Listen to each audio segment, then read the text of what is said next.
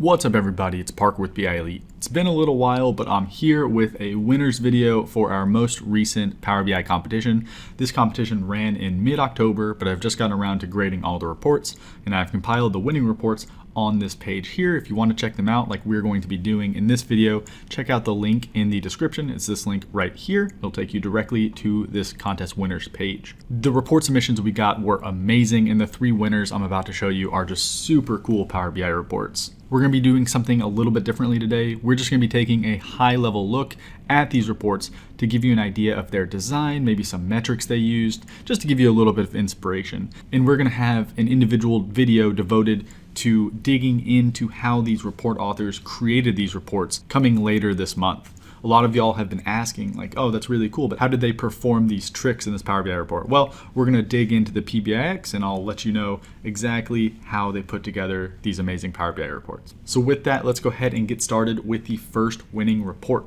The first report comes from Tim Gitsels, and it is a really cool report. The design is perfect. It's actually like this little envelope that you open in order to get to the data. So I'm actually not sure how he did this yet. I can't wait to dive in. This will probably be the first report that we dig into in another video, but you can just see how amazing this is. It really looks like you're opening this letter. Real quick, he adds a return address with his information that you can get to his website or his LinkedIn page, and a little logo for MailChimp. This contest connected to a database containing a bunch of my MailChimp data. MailChimp is an email marketing software. So the report authors were able to analyze a bunch of data around emails sent, emails opened, links clicked, and all that good stuff. So with that, let's go ahead and dive into his report. Let's open this envelope. And it takes you to this one-page report. So this report is actually pretty small, but it's really the design that is so eye-catching. Even the inside of this postcard is super cool. It really just looks like a postcard. These images up here just make it really feel like a letter. The visuals themselves are a little bit limited, but I don't think that was really the focus of this report. One aspect of the analysis that I really liked was the report page tooltip that he added. You can see that each one of these bars indicates a campaign that I sent, an email campaign. When you hover over this bar, it's going to present you with a little pop-up card that's going to tell us the high-level metrics like open rate and open count, but also gives the campaign content, which is like the subject of the email that I sent, and also a review of this campaign, telling me in a general way how this campaign performed to other campaigns that I've sent out recently. So really cool idea here, but without going too much further, this is a really cool report. Really just the focus is just this awesome splash page and then opens into a postcard-like layout. So really awesome job, Tim. This was super amazing. It really blew me away when I opened it up. And if you want to get in touch with Tim about this report, make sure you check out the link to his LinkedIn down below. The next winning report is from Hachi Adachi, and he's actually won a contest before. This report submission actually looks very similar to the last one he posted, but it's actually even more in-depth than the previous. So we're not going to go into too much detail here, but the piece that I loved the most was the kind of storybook turning the page navigation style.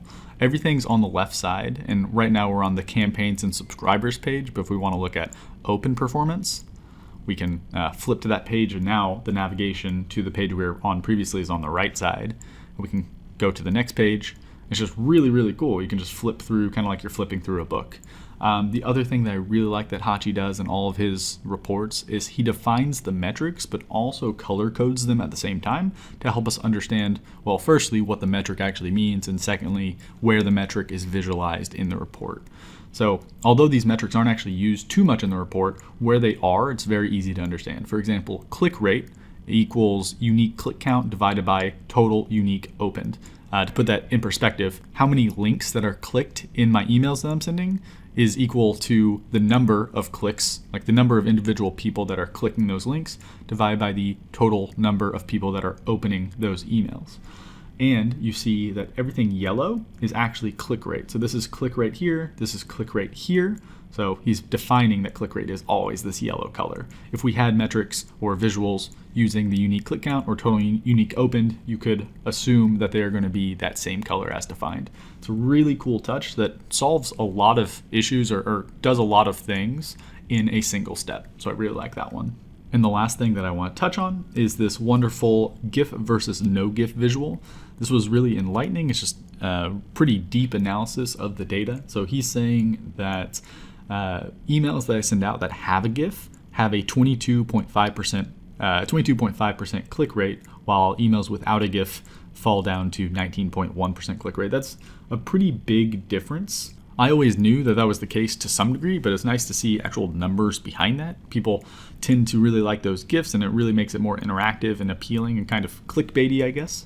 Also, one other design thing that Hachi does is he adds these tooltip icons to all the visuals, or to most of the visuals that need explanation. This one says, does an animated GIF entice recipients to click the included link? Perfect, easy to understand what this visual is about. So I highly recommend that you open up this report, click through it. It's really, really cool. There's a lot more stuff here than what we're covering in this video. And lastly, he has this really cool icon across all the pages. This is a link to his LinkedIn. So if you want to go check out his LinkedIn and get in touch with him about this report, make sure you do so. You can click on that link, or there's a link down below under the feedback for that report. So great job, Hachi. This was a lot of fun to flip through. And the final report that we are going to cover comes from Maria Katsanou. It is a really nice overall report. Let me go ahead and open this one up. This report isn't too flashy, but it does everything correctly. Everything's presented very nicely, nice color scheme, nice navigation.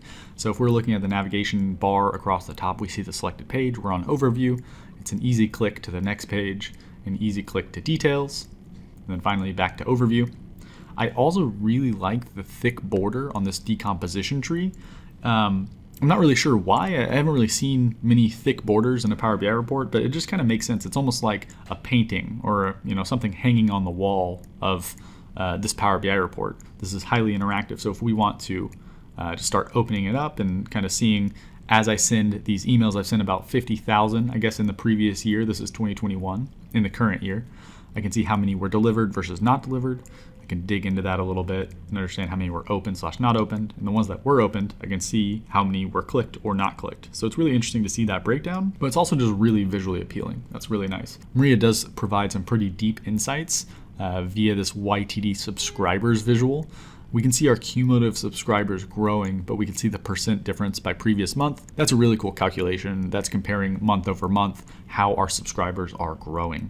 Last thing I want to touch on is the high-level metric section up on the top of the page. They have nice icons, and they provide the information in a very nice and easy to understand way, and also provide a comparison versus the previous year. But I also like how they go a little bit deeper as well. For example, I never had previously any information on how many people were opening emails more than once, or how many people were clicking on a link more than once. It's really cool to see that. I also like how Maria added these little tooltip icons you have to click on in order to kind of understand a little bit deeper what's going on here. So this 27% open rate, you might think that that's just a general open rate, but it's actually on delivered emails. So she's basically saying, all right, this 27% does not include emails that were not delivered for whatever reason. Maybe they were bounced, or the person signed up with an email address that wasn't an actual email address. Similarly, this click rate, this 15%, that's 15% on opened emails. So of the emails that were open, how many were clicked? So that's different than how many were clicked based on all of the emails sent or delivered. So that's interesting.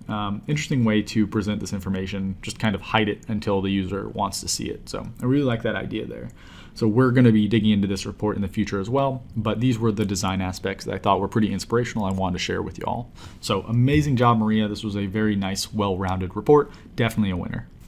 And finally, before we end this video, I want to shout out one other report submission. This one comes from Filip Krzykowski, and we'll open this one up just real quick. It has a very interesting color scheme, but the one aspect that I absolutely loved about it is it presents potentially the deepest metric provided in these Power BI report submissions. It's this inactive subscribers and cumulative subscribers by date. So basically, if you think about my email marketing data, people are consistently subscribing to my lists, but I never really thought about how some of them stop opening emails from me even without subscribing. So this is this bottom line here is the inactive subscribers. So although my lists are growing, my inactive subscribers are growing as well. So it's really the difference between these two that gives me the engaged readers that I'd like to target. This is also dynamic based on this inactive days range. So you can select how many days a person hasn't opened an email before they're considered inactive. So if I want to say, oh yeah, if they haven't answered or opened an email in 30 days, they're considered inactive. We can see that after this calculates, I actually at times don't really have many active subscribers. I think this was because I hadn't sent an email in over a month. But oppositely, if I want to say, hey, they're not inactive until half a year of them not reading my emails, we can see that that difference is probably going to be a lot bigger. They're going to fall off a lot slower. Yeah, there we go. So I'm consistently growing and my user base is growing. I thought that was so cool. I could talk about this one a lot because I'm going to be looking at this one to understand my data a little bit better. That was a really cool touch there, Filip.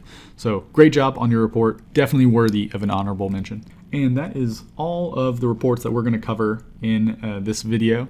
Awesome job to everyone who submitted. There's some really great reports from people that obviously have a lot of skill when developing Power BI reports. We also had a bunch of submissions from beginners and people who said that it was their first Power BI report that they've ever built on their own. So it's really cool to be able to get all kinds of reports and also provide feedback to all those report authors. This was a really fun competition, and I hope you all enjoyed it as well. We'll be hosting our next one probably in December, so stick around for that one. Reach out to me if you're interested. Keep your eye on our contest page, so training.bielite/contest. We will post the upcoming competition whenever we know more. And with that, I'll see you all in the next video.